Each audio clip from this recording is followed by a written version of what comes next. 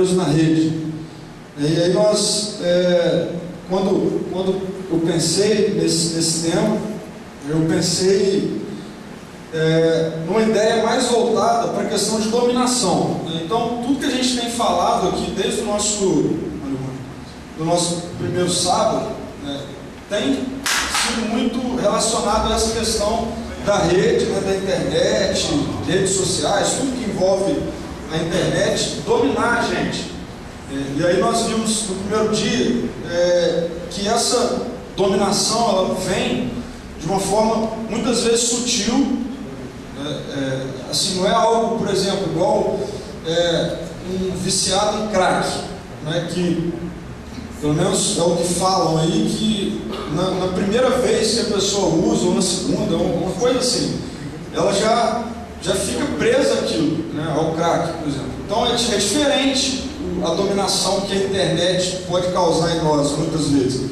É algo muitas vezes sutil, que começa pouco a pouco. E aí, no nosso primeiro dia, só que passando de uma forma geral, nós vimos que algumas questões como a pornografia, o isolamento, a mentira, tudo isso que envolve o estar atrás de um computador, sozinho, pode dominar cada um de nós.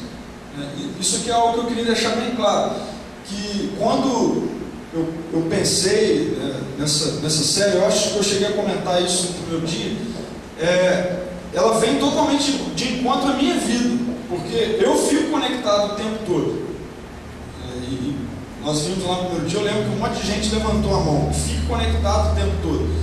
Então a ideia aqui não é corrigir vocês ou falar algo para vocês.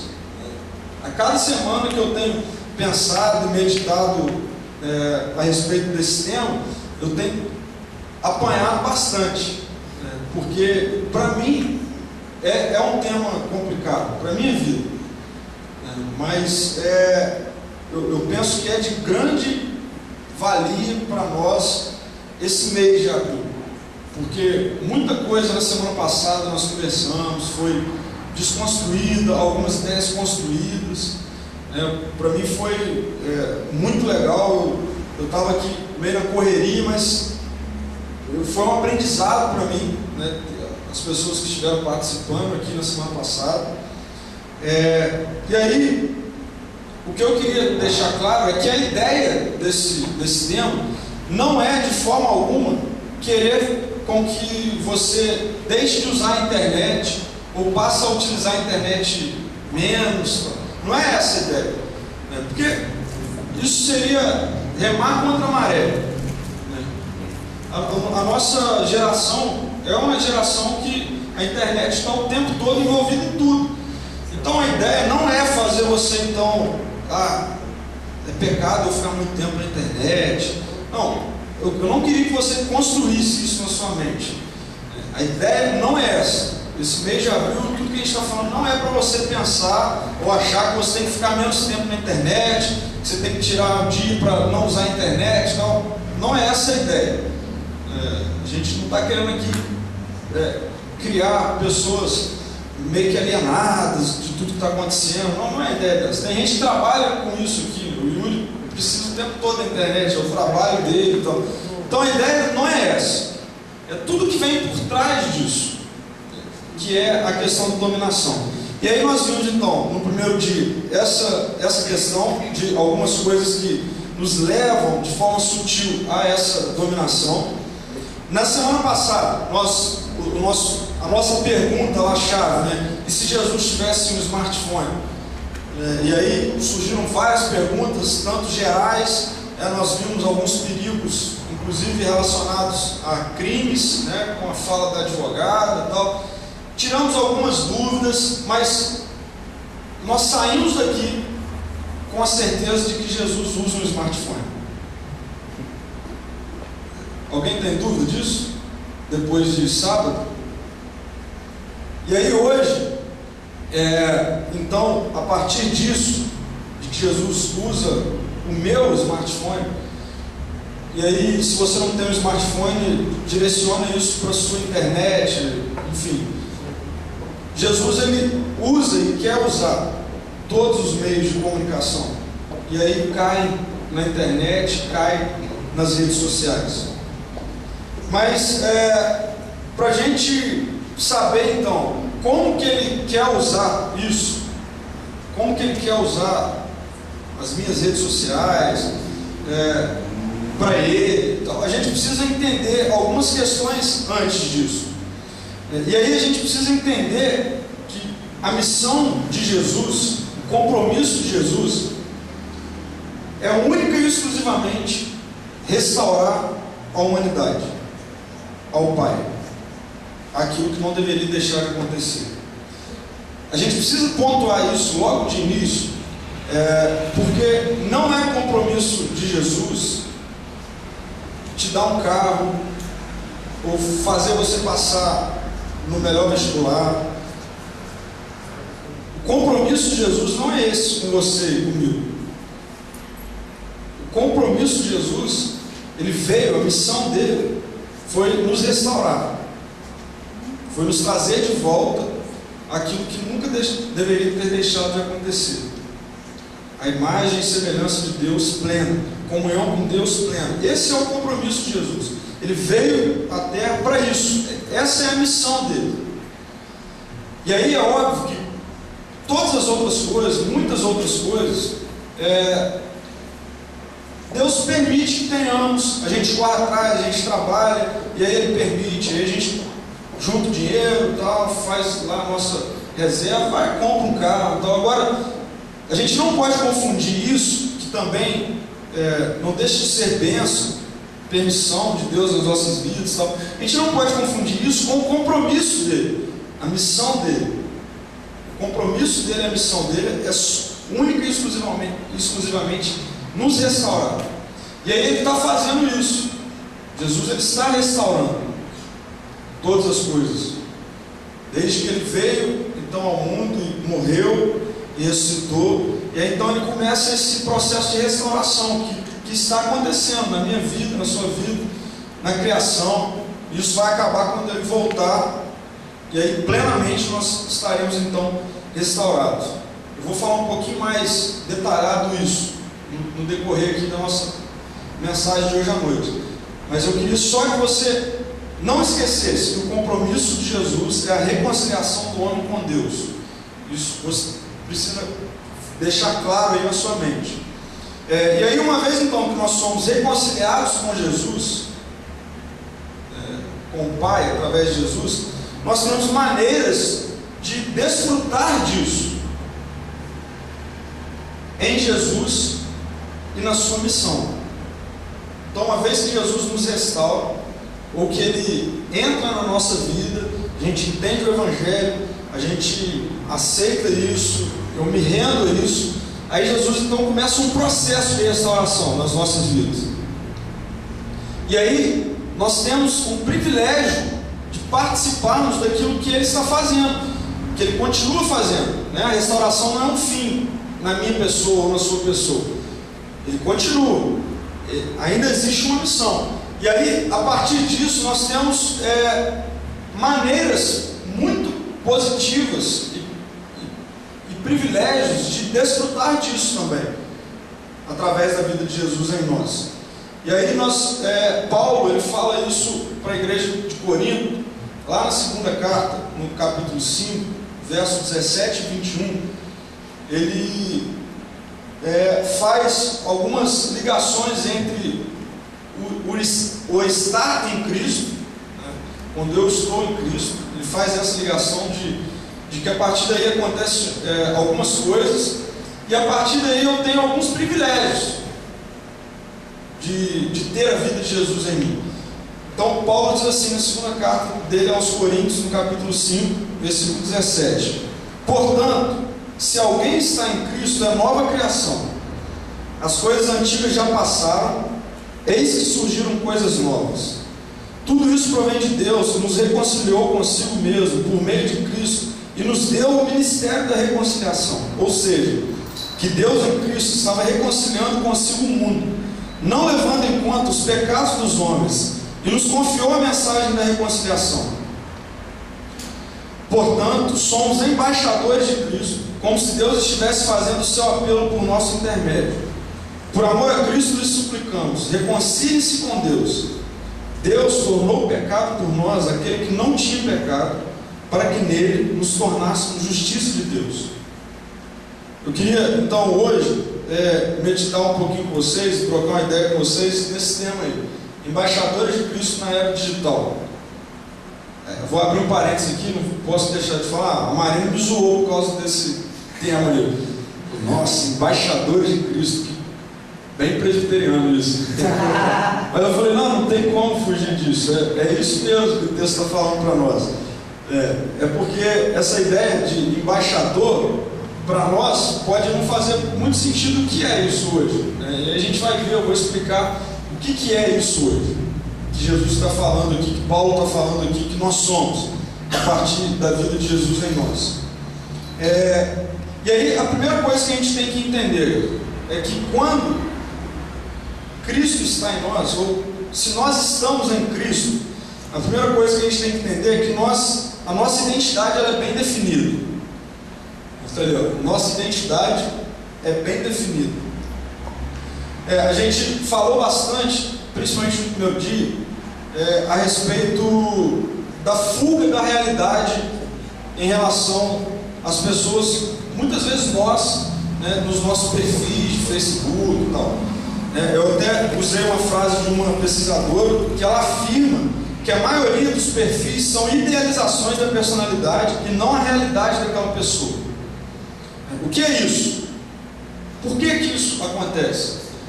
Por que essa é um percentual tão elevado, de pessoas, perfis de Facebook, ou seja lá qual outra rede social, a maioria deles são idealizações daquilo que a pessoa gostaria de ser? A resposta isso é falta de identidade. A pessoa não sabe o que ela é. Ela queria ser uma coisa, mas ela não é. Aí ela idealiza isso e então estampa isso na internet, e aí vira essa confusão, porque aí alguém vai encontrar, vai conhecê-la pessoalmente, vai ver que não é aquilo, aí vira uma bagunça. Mas aí esse texto fala para nós que se a gente está em Cristo, nós somos nova criação. Ou seja, a nossa identidade é bem definida. Nós somos nova criação. E aí a gente precisa entender que nova criação é essa. O que eu sou quando eu estou em Cristo? Não entendi, porque nova criação faz parte do projeto ou do plano da redenção. Quando o pecado entrou no mundo, ele então rompeu a nossa possibilidade de comunhão com Deus, e aí bagunçou tudo, e aí a nossa natureza passou a ser uma natureza manchada pelo pecado, o que significa dizer que todos nós nascemos em pecado. Essa é a nossa natureza, pecadores, distantes do Pai. A Bíblia usa em vários momentos a palavra morte, mortos. Essa era a nossa identidade. E aí então Jesus veio para quê? Para voltarmos a ter essa possibilidade de comunhão, de contato com o Pai através da vida dele. E aí todos nós que então entregamos a nossa vida a isso, que é o Evangelho, nós passamos a ter uma nova identidade. Nós passamos ou voltamos a ser santos, como identidade, como DNA. Só que santos que ainda pecam, porque nós ainda não fomos restaurados plenamente. Então nós ainda pecamos, mas a nossa natureza não é mais essa. Nós somos santos que ainda pecam, mas a gente tem que ter consciência e certeza dessa nossa identidade, porque quando a gente não tem certeza dessa nossa identidade, aí também tudo mais fica bagunçado. Se eu não tenho certeza de que realmente eu sou uma nova criatura, de que realmente, isso significa dizer que realmente Jesus está em mim, que a palavra, a Bíblia diz que se alguém está em Cristo é nova criatura. Então nós temos que ter essa certeza. E aí a pergunta é: você tem essa certeza de que você é uma pessoa em que Cristo está? Porque não adianta a gente querer definir nossa identidade se a gente não conseguir responder essa pergunta. Eu tenho certeza de que eu sou alguém em que Cristo está. Então, se eu sou alguém em quem Cristo está, aí eu sou nova criatura. Aí a minha natureza não é mais de pecador, minha natureza é de santo, que ainda cai, mas que eu luto contra isso, eu quero mudar isso na minha vida. Tem áreas da minha vida que ainda precisam ser trabalhadas, mas eu quero mudar. O pecado me faz mal, me faz entristecer, eu quero voltar à comunhão com Jesus. Essas são características de santos que ainda pecam. E aí eu acho interessante que o texto mostra para nós que isso é obra de Jesus. Não somos nós que lutamos contra isso, ou para alcançar isso. O texto fala que se alguém está em Cristo, e aí logo depois ele diz, tudo isso provém de Deus. O mudar, o ter certeza da identidade, isso vem de Deus. A grande crise é que pessoas querem o tempo todo uma autoafirmação e querem buscar respostas dentro de si mesmo em relação a isso. Eu sou mesmo nova natureza, sou mesmo nova criação, Jesus está em mim. E aí a gente fica tanto nessa crise, nessa noia, que a gente esquece de buscar Jesus, de ter comunhão com Ele.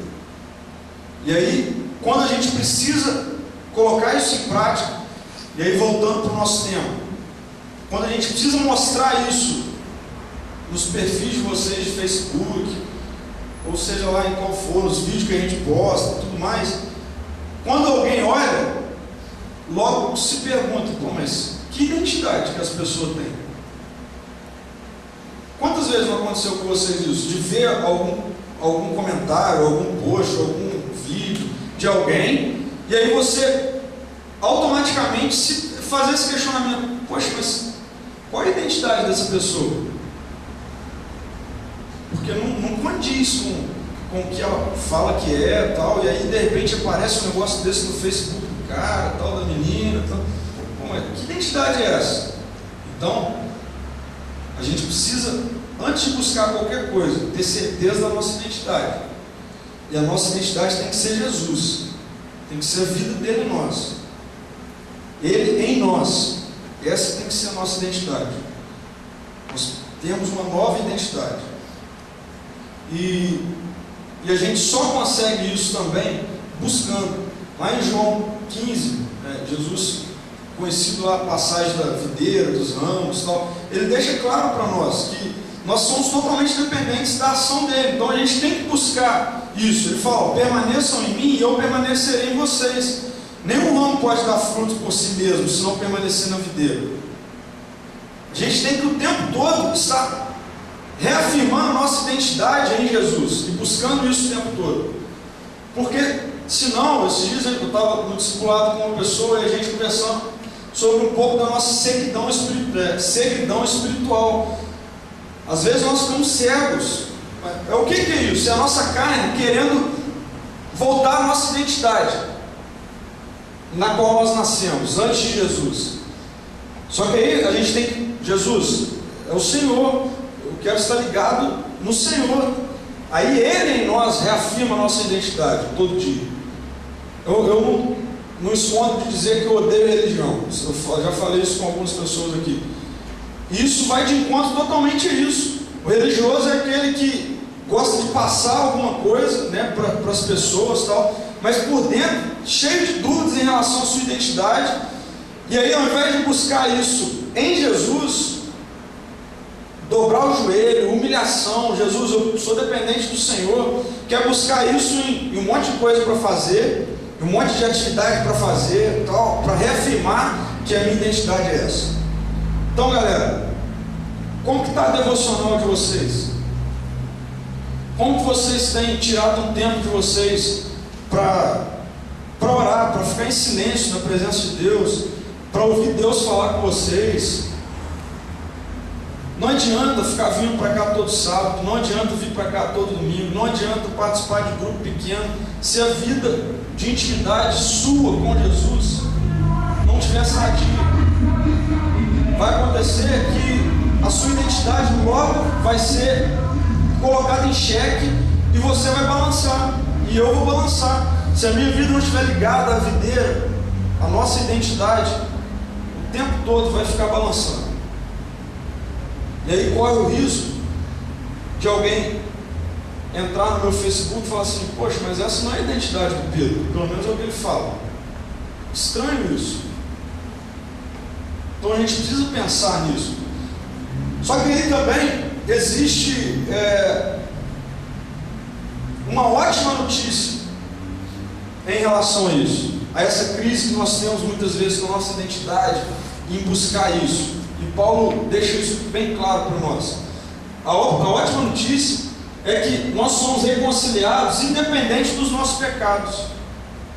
Olha que legal isso. Independente daquilo que eu sou, daquilo que você é, daquilo que a gente faz, nós somos reconciliados. E aí a palavra reconciliação tem a ver com voltar. Então olha só, tudo a ver com o Evangelho. Voltar, ser religado, ter comunhão de novo com Deus. Nós somos reconciliados independente dos nossos pecados. Essa é a boa notícia que nós temos. Isso é tão legal que quando a gente pensa em Deus, no Deus que você lê na Bíblia, escuta em músicas e tal, o Deus que nós falamos é um Deus justo. E como nós podemos ser reconciliados a esse Deus justo? Como nós podemos ter comunhão com Deus se o nosso pecado faz separação entre nós e Ele? Como nós podemos ter comunhão com Deus se Ele é luz e o pecado é treva? Como nós podemos ser reconciliados com Deus se Ele é bom e o nosso pecado é mau? Como nós podemos encontrar abrigo nos braços de Deus se o pecado provoca a sua ira? Deus não pode fazer vistas grossas ao pecado. A justiça violada de Deus precisa ser satisfeita. A alma que pecar morrerá. Deus não inocentará o culpado. Deus não pode ter prazer no pecado. Ele é santo e não pode reagir favoravelmente ao pecado. O que Deus fez então? Então não tem saída para a gente. E aí a gente volta para a cruz. E aí a gente volta para a cruz, porque esse que deveria ter sido cada um de nós foi Jesus, que foi para a cruz, para que todas essas perguntas aqui fossem respondidas nele. Realmente Deus não pode ter comunhão com o pecado, mas os nossos pecados estavam sobre Jesus. Então hoje nós podemos ser reconciliados, independente dos nossos pecados. A justiça foi feita sobre Jesus. O cara que não merecia, que não pecou, de repente estava pendurado numa cruz, sofrendo o peso de todos os nossos pecados, de toda a nossa sujeira, para então possibilitar a reconciliação com Deus. E é interessante a linguagem que Paulo usa aqui nesse texto, para deixar bem claro para a igreja na qual ele estava falando. Ele fala assim: Deus em Cristo estava reconciliando consigo o mundo, não levando em conta os pecados dos homens. A outra versão diz assim: que Deus estava com Cristo reconciliando consigo o mundo, não imputando aos homens as suas transgressões. E aí a gente tem que entender o que significa imputar. Imputar é uma figura bancária que tem a ver com depositar a dívida na conta. Foi isso que Deus fez. Deus pegou o valor da nossa dívida e colocou toda na conta de Jesus. Tirou de nós a dívida que nós tínhamos e colocou na conta de Jesus. É isso que Paulo está falando aqui, que Deus fez em Jesus. E a gente tem que se apaixonar por isso.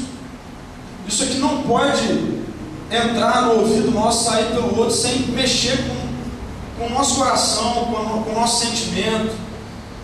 Aquilo que a gente faz todo dia, que desagrada a Deus, aquilo que a gente erra todo dia, se transforma em dívida, não poderia ser paga por nós, e essa dívida já não faz parte da nossa dívida, foi imputada na conta de Jesus, Ele que foi o devedor. para então me restaurar e te restaurar. Deus estava reconciliando consigo o mundo, e aí Ele colocou tudo na conta de Jesus, os nossos pecados, a nossa dívida, a nossa falha, que a gente continua cometendo. A partir então dessa boa notícia, nós temos um privilégio, que é o de nos tornarmos seus embaixadores. A partir da boa notícia de que Deus me reconcilia independente do meu pecado, eu tenho um privilégio de se tornar um embaixador de Jesus. E aí então a gente precisa também entender o que significa isso. O texto diz: portanto somos embaixadores de Cristo, como se Deus estivesse fazendo o seu apelo por nosso intermédio. Então a gente precisa entender que o lance é esse de me tornar um embaixador. De uma forma resumida, o embaixador é um porta-voz oficial de uma nação num país estrangeiro. É um porta-voz oficial de uma nação num outro país. Isso é um embaixador. E essa palavra utilizada por Paulo, ela tem um pano de fundo interessante aqui nesse texto. Lá na época, as províncias romanas, elas estavam divididas de duas formas. Uma sob o controle direto do Senado e a outra sob o controle direto do imperador. A que estava sob o controle direto do Senado eram as províncias que tinham paz. Elas estavam em paz. Não havia tropas regimentadas, estava em paz. Essas eram as províncias que eram então administradas pelo Senado. Já as províncias perigosas, onde existiam tropas, batalhas, essas províncias eram governadas pelo imperador. E aí o imperador então, ele enviava embaixadores a essas províncias para proclamar aquilo que ele queria para aquelas províncias. Se uma província, quando acontecia então batalhas, e um povo conquistava uma província, um local, o embaixador, o imperador enviava um número X de embaixadores para falar em nome dele, para convencer o povo que foi conquistado, famílias, e não o governo como todo, mas as famílias, o povão mesmo, das suas ideias, das ideias do imperador. Então olha que legal o que o embaixador fazia. Paulo estava falando isso para a galera aqui. Vocês vão se tornar um porta-voz de Jesus na nação. Vocês são estrangeiros. A gente já viu ele falando isso em outro lugar. E aí vocês vão estar nessa nação, mas vocês não fazem parte dela, vocês são estrangeiros. Mas vocês vão lá em nome de Jesus proclamar aquilo que o nosso imperador quer que você proclame. Isso é familiar com os nossos dias hoje, porque nós não vivemos dias de paz. A nossa província, vamos dizer assim, e aí vamos englobar o mundo todo, não vive dias de paz. Acabamos de ter um atentado lá em Boston, o governo da Coreia do Norte brigando, querendo guerra, o tempo todo morre alguém na nossa cidade, o tempo todo é confusão. Nós não vivemos dias de paz. O que isso significa? Significa que o que tem que governar é o imperador. E o nosso imperador é Jesus. Só que ele já veio aqui. E olha o que o texto diz. Ele continua fazendo o apelo através de nós. Nós somos então seus embaixadores que ele envia. E é um privilégio isso para nós. É um privilégio isso para nós. Mas o que isso tem a ver com o mundo virtual então? O que isso tem a ver com o mundo virtual? O que isso tem a ver é que nós hoje, graças a Deus, pelo menos eu não sei entrar dentro de um tanque de guerra e guerrear, e não sei dar um tiro nem de estilingue. Agora, o que eu ofereço para o meu imperador, todos os dias, é a minha vida, e isso vai ter uma ação direta nas minhas redes sociais. Todo dia eu acordo e falo: Jesus, você é meu imperador. e eu recebo o chamado de ser seu embaixador. Me usa no que o Senhor quiser me usar. E aí a gente cai no século XXI, que tudo gira em torno da internet. E aí, a palavra de Jesus para nós hoje é de que Ele quer que nós sejamos seus embaixadores no mundo virtual. Através do seu Facebook, através do seu Twitter, através do seu canal do YouTube. O apelo de Jesus continua sendo feito através de nós. Através do seu Facebook, através do seu Twitter, através da sua internet, através das suas redes sociais. Então Jesus, Ele continua, ou Ele usa o seu Twitter, Ele usa o seu Facebook e tudo mais que você tem. E aí a pergunta é, nós sempre temos que tomar uma decisão. Você quer ou não quer ser embaixador de Jesus? Não tem como você ficar em cima do muro, porque se você ficar em cima do muro, as pessoas vão olhar para você através dos seus perfis e vão falar assim, mas essa não é a identidade que ele fala que tem. O importante é que nós não precisamos mais fazer nada para ter a identidade de Jesus. Nós não precisamos mais sacrificar um animal, igual era feito lá no Antigo Testamento, porque Jesus já foi morto por nós. Então, Ele quer nos reconciliar independente do nosso pecado. Mas aí, quando Ele faz isso, a minha vida não é um fim em si mesmo. Ele me chama a ser seu embaixador. E aí a pergunta é, você está disposto a usar o seu Facebook, seu Twitter, para ser o embaixador de Jesus? Não tem como você ficar em cima do muro nessa resposta. E se você tem a vida de Jesus em você, foi reconciliado, aceitou isso, você também só tem um direito de resposta. Então, galera, a partir de hoje, o que Jesus mais falou durante esse mês todo comigo, é para a gente fechar isso aqui, então, encorajando vocês a publicar mensagens relacionadas ao Evangelho, a escolher um bom versículo que fale do Evangelho e publicar isso no seu Facebook. Você não precisa correr atrás, surgiu essa pergunta, né, semana passada, você não precisa adicionar pessoas para você evangelizar, sem antes evangelizar todas as pessoas que você tem. Se você tiver todas as pessoas do seu Facebook já reconciliadas com Jesus, amém. Aí, mas eu acredito que não. No meu, acho que grande parte não. E aí então nós já temos um relacionamento com essas pessoas, mande uma mensagem inbox direcionada a ela, pede sabedoria a Deus e mande. Não é falando daquela foto que ela postou, isso não agrada a Deus, ela nem sabe o que é isso. Fala do Evangelho, fala de quem é Jesus, de que não era para ser desse jeito. Jesus quer restaurar a vida dela, quer se relacionar com ela.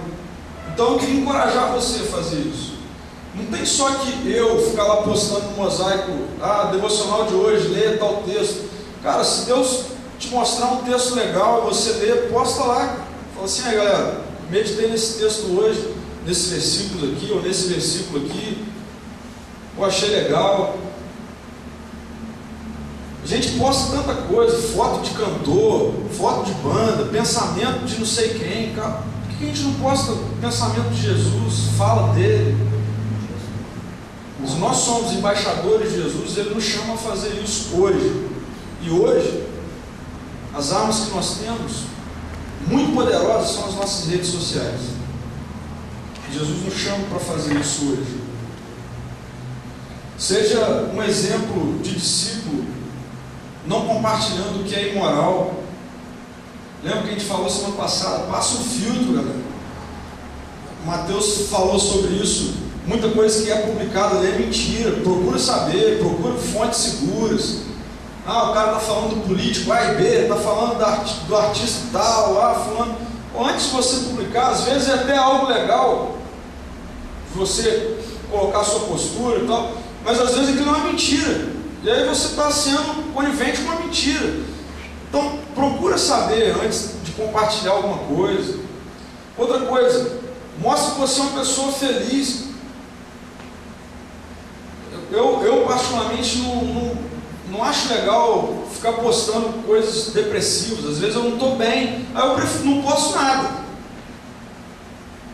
porque ali eu não tenho as pessoas ali que estão visualizando aquilo, não são amigos próximos, íntimos. Então às vezes, se você não está num dia legal, liga para um amigo: pô brother, não estou bem hoje, eu estou assim, e aí ora junto e tal. Mas para com esse negócio de postar coisa triste, de postar foto negativa, de postar coisa que não tem nada a ver, que a pessoa do outro lado vai olhar e vai falar assim: isso, cara, aqui, depressão, né?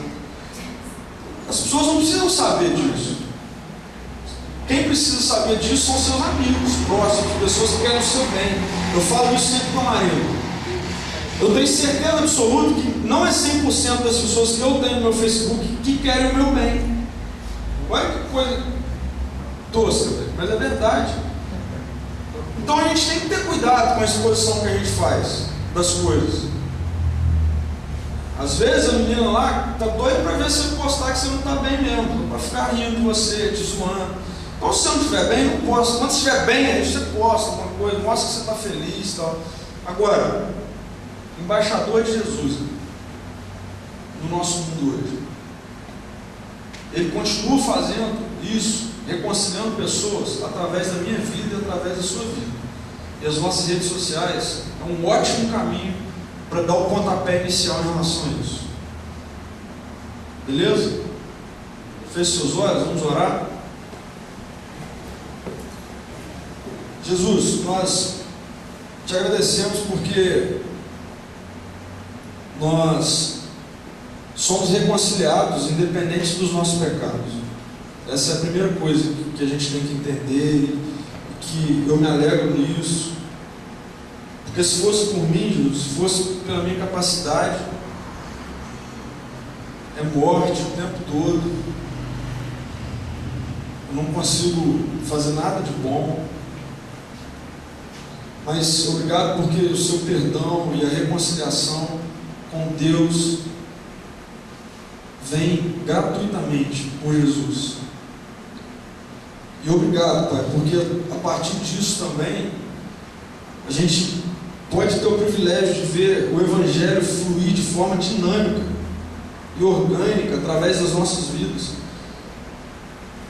É incrível ler isso, Deus, de que o Senhor continua a fazer as coisas que você fazia em Jesus através de nós agora.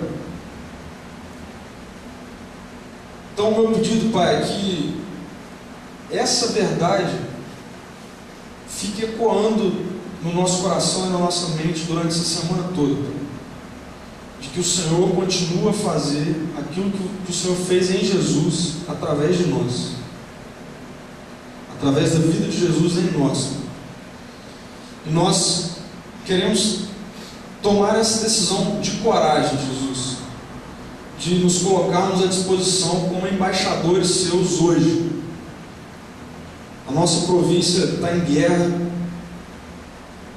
não está em paz, as coisas não estão bem. E aí então nós temos o governo de Jesus, o nosso imperador. E nós queremos ser enviados como seus embaixadores, Pai. E hoje nós temos o privilégio de usar a internet como ferramenta para isso. Eu peço, Jesus, que em Teu nome você enche o coração dessa galera aqui de coragem de fazer isso, Pai. Deus, usa com poder cada um dos que estão aqui nessa noite para levar o Teu Evangelho através do Facebook, através de qualquer outra rede social, para os nossos amigos, os nossos conhecidos que ainda não Te conhecem.